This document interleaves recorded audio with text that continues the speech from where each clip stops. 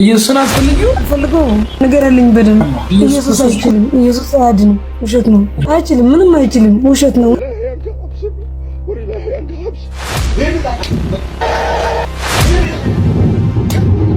ሰላም እንደምን አላችሁ የእግዚአብሔር ቤተሰቦች፣ እናታችን የክርስቶስ ቅዱሳን የድንግል ማርያም የአስራት ቡራት ልጆች ወደደንም ባከበረን በእግዚአብሔር ፍጹም ሰላም ተሰላማችኋለሁ። ይህ ዩቲዩብ ቻናል ነው። በዚህ ዩቲዩብ ቻናል ላይ የተለያዩ ኦርቶዶክሳዊ ቪዲዮዎችን እያመጣን እንማማርበታለን። ላይክ፣ ሼር፣ ሰብስክራይብ በማድረግ ቤተሰቡ አስተያየት ካላችሁ ኮሜንት ላይ ጻፉልኝ፣ አነባለሁ። ዛሬም እናንተን ያስተምራሉ ያልኳችሁ ቪዲዮዎችን ይዤላችሁ መጥቻለሁ። እስከ ቪዲዮ መጨረሻ አብራችሁ ቆዩ። እንግዲህ አንድ ላይቭ ላይ አንድ መናፍቃን እስቲ ፖለቲካ የሰሩባትን ቪዲዮ የመጀመሪያ ቪዲዮዎች እናደርጋለን። እስቲ ወደ መጀመሪያው ቪዲዮ እንለፍ። ወይ ደግሞ ወደ ክርስቶስ ኢየሱስ እንደምትመጣ በቅርቡ አምናለሁ። አረ እንዳታስበው። ምን ነው እኔ አልመጣም ብሮ። ኢየሱስን አትፈልጊው? ንገረልኝ በደንብ።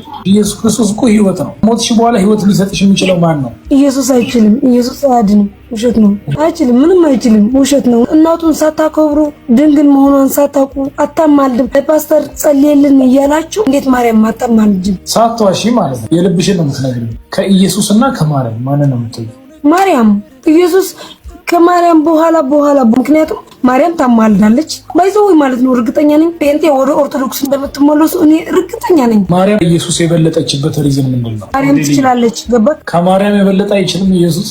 ኢየሱስ በጭራሽ አይችልም። ጭራሽ ደግሞ ከማርያም ሊበልጥ አይችልም። ማርያም ነው የምትችለው። ማርያም ታማልዳለች። ጨርሰው በቃ። መዳን በሌላ በማንም የለም፣ እንዲሁም በዚያም ከሰማይ በታች የተሰጠን ሌላ ስም የለም ይላል። ማርያም ልታድን አትችልም። ሌላ ፐርሰንም ሊያድነን አይችልም። ማርያምን ደግሞ ከዘላለም በፊት የፈጠራት ኢየሱስ ክርስቶስ ነው። ሲጀመር ምድርና ሰማይ ሳይኖሩ እኮ የእግዚአብሔር ልጅ ኢየሱስ ክርስቶስ ነበረ። ከማርያም የተወለደበት ሪዝን እኔና አንቺን ለማዳን ከእግዚአብሔር ጋር ለማስታረቅ ከእግዚአብሔር ቁጣ ሊያድነን። ይሄ ደግሞ ራሱን ዝቅ እንዳደረገ ያሳያል። ፊልጵስዩስ ላይ በእግዚአብሔር አብ መልክ ሲኖር ሳለ ነገር ግን ባሪያም መልክ ይዞ በምስሉም እንደ ሰው ተገኘ ይላል። ራሱንም ባዶ አረገ። ሁላ ነገር የሆነበት ሪዝን ኢየሱስ ክርስቶስ ፍጡር ስለሆነ አይደለም፣ ከሱ ስለበለጠች አለ። ነገር ግን አንቺን ለማዳን አንቺ ህይወት እንድታገኙ ኢየሱስ ሰው የሆነ እዚህ የተረገጠው ተራ የሆነው የተተፋበት ይሄን ሁሉ ሳክሪፋይስ የከፈለበት ሪዝን አንቺ ህይወት እንድታገኙ ነው። ሞዴል አሁንም ቢሆን ልብሽን ወደ ክርስቶስ ኢየሱስ አስጠጊ። ህይወት እንድታገኙ በሱ ነው።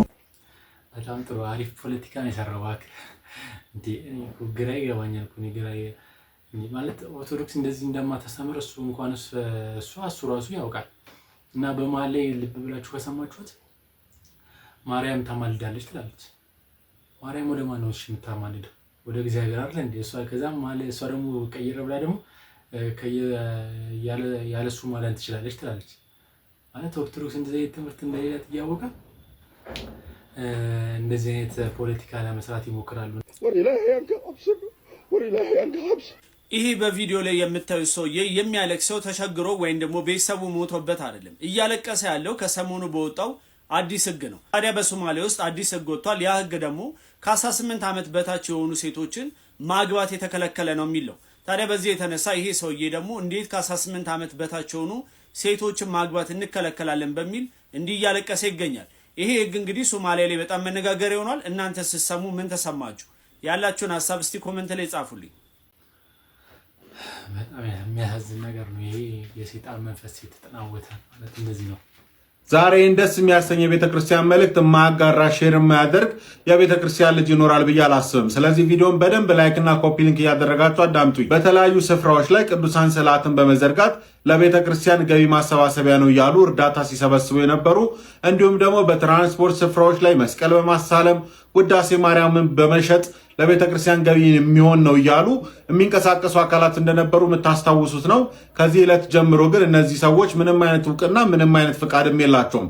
ቤተክርስቲያን እንደዚህ አይነት እንቅስቃሴ የሚያደርጉ አካላትን አላውቃቸውም፣ ከእንደዚህ አይነት አላስፈላጊ ተግባራቸውም እንዲቆጠቡ በማለት መግለጫ ሰጥታለች። ስለዚህ በየትኛውም አጋጣሚና በየትኛውም ቦታ ላይ እንደዚህ አይነት ስራዎችን ሲሰሩ የምታገኟቸው እናንተም የቤተክርስቲያንን ክብር የቅዱሳን ስዕላቶቻችንን ክብር ማስከበር የጋራ ኃላፊነታችን ነውና ሁላችሁ ልታስቆሙና አይገባም ልትሉ ይገባል ማለት ነው። በጣም ጥሩ ነገር የተወሰነ ይመስለኛል። በየቦታው በየታክሲ እንትማያው አንድ ሴት አንድ ወንድ ሆኖ ይቆማሉ። ከዛ በኋላ የሆነ ባነር ነገር ይዘረጉና ከዛ መዝሙር ይከፍታሉ። ከዛ በኋላ የራሳቸውን ቢዝነስ ያሮጣሉና እንደዚህ አይነት ነገር ቤተክርስቲያን እውቅና የለኝም ብላ እንግዲህ ተናግራለች። እና እኛም ኦርቶዶክሳውያን የግድ መተባበር አለብን። ዝም ብለን ብራችንን ለማንም መስጠት የለብንም። እዚህ ጋር እኮ ስንት ቤተክርስቲያን ተቸግሮ አስገቡ ስንባል የማናስገባ ሰዎች አሁን ከዛ በኋላ ልክ መንገድ ላይ ደግሞ ስናገኝ እያወጣን እንሰጣለንና ለማንም ኪስ ለማንም ሆድሞ ሙያ እንደዚህ አይነት ነገር ውስጥ መግባት የለብንም። በተለይ ደግሞ በግድ እነዚህ እናሳልም እያሉ ከዛ ውዳሴ ማርያም የሚሰጡ በተለይ አሁን በጣም በስተዋል ቆቡና ልብሱን ከመርካቱ ይገዛሉ። ከዛ በኋላ በግድ እናሳልም እያሉ ከዛ አንቺን ነገር ግዛኝ ይላሉና ይሄ ነገር የግድ መቆም ያለበት ይመስለኛል። ዮኒ ማኛ ወንድምህን ያዝልን በእናት ውስጥ ኖር ያለው ከ1994 ጀምሮ እስካሁን ኖር ያለው እስካሁን የኔ ህይወት ሊቀየር አልቻለም። እስካሁን ላይፌ ሊቀየር አልቻለም። አንድ እንኳን ስልክ መግዛት አልቻልኩም። ስለዚህ ይሄ ኢየሱስ ደሃ ነው። የጴንጤው ኢየሱስ ደሃ ነው። እንደዚህ አይነት ሰዎች ባህሪያቸውን ስለማውቅ ነው ይህንን ቪዲዮ የሰራሁት። አይመለከተኝም ማለት አልፈልግም፣ ምክንያቱም ነገም ወደኛ ቦታ መምጣታቸው አይቀርም። ይህ ሰው እንዳለው እንደሰማችሁት የጴንጤ ኢየሱስ ደሃ ነው፣ ስልኩ እንኳን ሊገዛልኝ አልቻለም፣ ስለዚህ እስላሞኛ አለው አለ። ነገ ደግሞ ከዛ ቤትም እንደዚሁ ተመልሶ ይወጣል እና የዚህ ሰው አስተሳሰቡ ምንድነው? አሁን እስላሞች ሀብታም የሆኑት በቃ ከሰማይ የዘነበላቸው መስሎት ነው። ሰርተው ነው ብራዘር።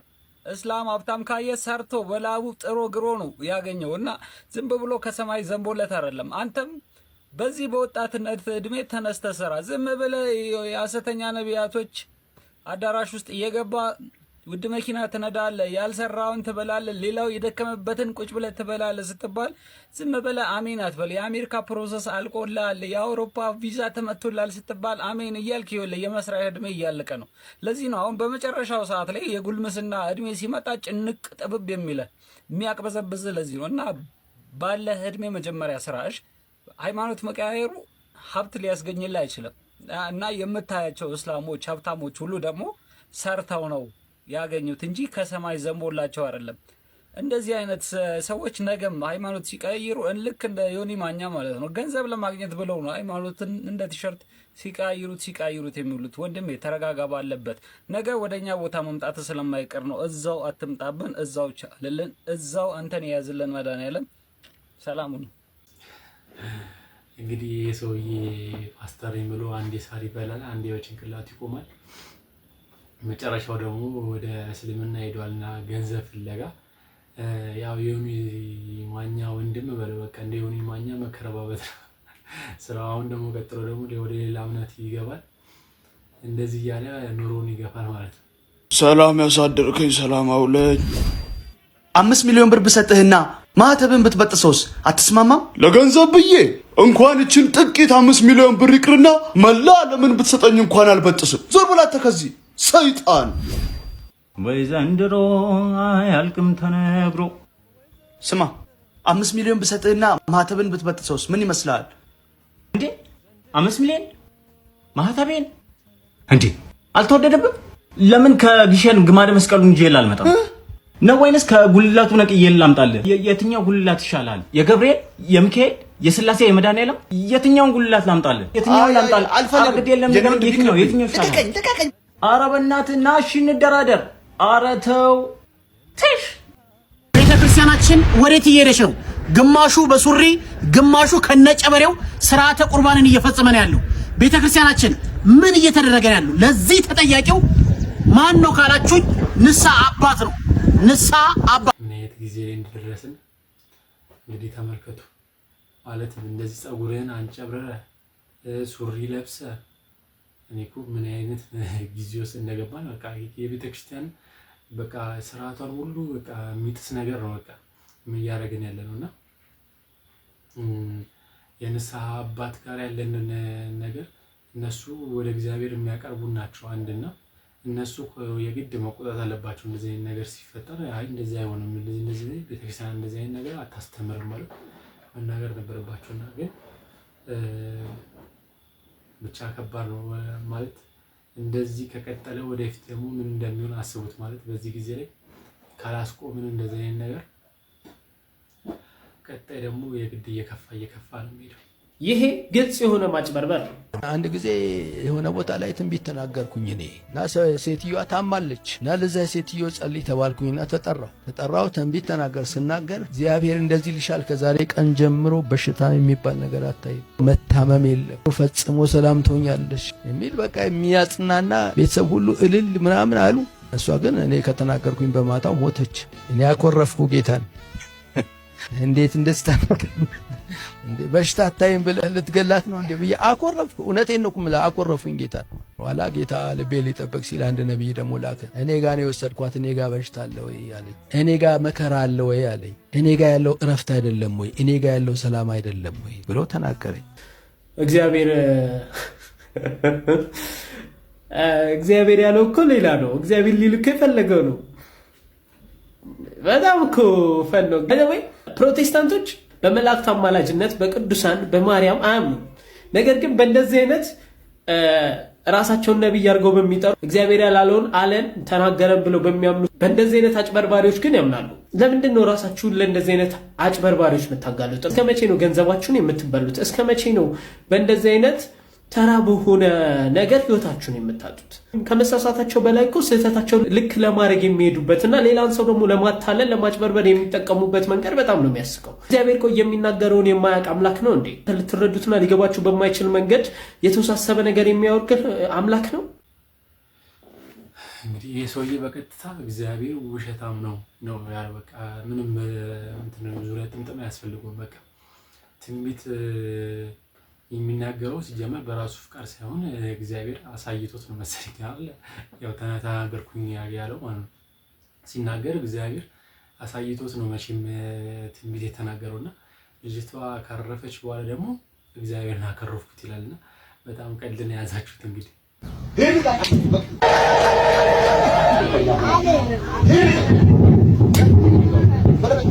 ይህንን ቪዲዮ ሼር ማድረጋችሁ ምናልባት አንድ የተጨነቀን ሰው ከእንደዚህ አይነት አጭበርባሪዎች ልንታደገው ስለምንችል ቪዲዮን በደንብ ላይክ በደንብም ደግሞ ኮፒ ሊንክ ሪፖስት ማድረግ አትርሱ። በዚህ ቪዲዮ ማስተላለፍ መንገር የምፈልገው የኢትዮጵያ ኦርቶዶክስ ተዋሕዶ ቤተክርስቲያን ለሁሉ ነገር ስርዓት ያላት ስንዱ እመቤት ናት። አንድ ሰው በኢትዮጵያ ኦርቶዶክስ ተዋሕዶ ቤተክርስቲያን ውስጥ ለማጥመቅ የግድ ካህን መሆን አለበት። ዲያቆን ማጥመቅ አይችልም። ከዛ በታችን ባለ የማዕረግ ላይ የሚገኙ ማንኛውም አካል መምህር ነኝ እንትን በማለት ማጥመቅ አይችልም። ታዲያ ቤተክርስቲያኒቷ ትምህርት እንደዚህ አይነት ሆኖ ሳለ ግን በጣም በሚገርም ሁኔታ አሁን በተለያየ ቦታዎች ላይ ራሳቸውን አጥማቂ አድርገው የሾሙ ምዕመኑን እንደዚህ የሚደበድቡ ከክህነቱ የሌሉበት ስርዓቱን የማያውቁ ገንዘብን መሰብሰብ ብቻ ታርጌት አድርገው የመጡ ሐሳውያን ብዙ ናቸው። የኢትዮጵያ ኦርቶዶክስ ተዋሕዶ ቤተክርስቲያን ምዕመናን ሆይ ልጆቻችሁ ታመውባችሁ ስርዓታችሁ የተለያየ የህይወት እንቆቅልሽ ውስጥ ሆናችሁ ምናልባት ፈውስን ምህረትን አገኝ ይሆን ብላችሁ ምናልባትም ደግሞ በሶሻል ሚዲያ እንደዚህ አይነት ቪዲዮ ስታገኙና እኚህን ሰዎች ስታዩ እንደው እዛ ብሄድ እግዚአብሔር ይፈውሰኝ ይምረኛል ይሆን ብላችሁ በየዋህነትና በቅንነት ወደ እነዚህ ሰዎች ጋር የምትሄዱ ካላችሁ ራሳችሁ ላይ ፈተና ነው የምታበዙት። ከጭንቀታችሁ ለመፈወስ ካላችሁበት መከራ ውስጥ ለመውጣት ትንሽ ቆም ብላችሁ ከእንደዚህ አይነት ሐሳውያን ራሳችሁ እንድትጠብቁ ማለት ትፈልጋለሁ። እንግዲህ እንደተመለከታችሁት ነው። ሲጀመር የቤተክርስቲያን እንደዚህ አይነት ነገር አታስተምርም። እንደዚህ አይነት ነገር የድነት ፈውስም እንደዚህ አይነት ነገር አታካሄድምና እንደዚህ አይነት ነገር በብዛት እንግዲህ ያለመማራችንም ችግር አንድ ለእንደዚህ አይነት ነገር አጋልጦናል ብዬ ገምታለሁና የሆነ ነገር የሆነ ጭምጭምታ የሆነ ሰው ጋር እንደዚህ ሆና ናም ዳንች ብሎ የሆነ ቲክቶክ ላይ ይወራል። ከዛ በኋላ ሰው ሁሉ ወደዛ ይጎርፋልና ሰውም ያለማወቅ እንደዚህ አይነት ነገር ያደርጋልና ቤተክርስቲያን እንደዚህ በፍጹም እንደዚህ ጭንቅላት እየተመታ ምናምን ነገር እንደዚህ አይነት ነገር አታስተምርምና ሁላችንም እንደዚህ አይነት ሐሰተኛ ነቢያት አሉና እንኳን ውጪ አይደሉም እንደዚህ ቤተክርስቲያናችን ውስጥም እንደዚህ አይነት ነገር አሉና መጠንቀቅ ያስፈልገናል። እና ይሄ ነው መጥቶ ታዲያ የነጭ መጽሐፍ ቅዱስ እንደዚህ ይዞ አንተን ኢየሱስ ጌታ ነው ሊያስብል የሚችለው?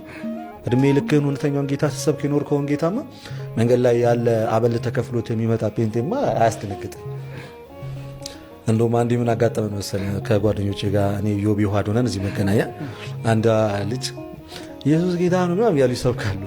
የኢየሱስ ጌትነት እኛ ሁሌ የምናምንበት መመስከሩ አይከፋንም። ከዛ ጠራናትና መጽሐፍ ቅዱስን ማን ይሰጠሽ? የትኛውም ጴንጤ ሊመልስልህ የማይችለው ጥያቄ ነው። መጽሐፍ ቅዱስ ማን የሰጠሽ ማለት አይ ከሱቅ ገዝቼው ነው የሚልህ እኮ ጴንጤ እኮ ነው ዛሬ እናንተ ፊት ይቆማል ይላል። እሱ ብቻ አይደለም አያቴ ናት የሰጠችኝ። የምሬን ነው የምልህ። ጠይቅ፣ ድንገት ጎረቤት ጴንጤ ካለ መጽሐፍ ቅዱስ ማሰጠ ወይ መጽሐፍ ቅዱስ ማህበር ወይ ገዝቼው ነው ወይ ቸርች ስንሄድ ተሰጥቶን ነው።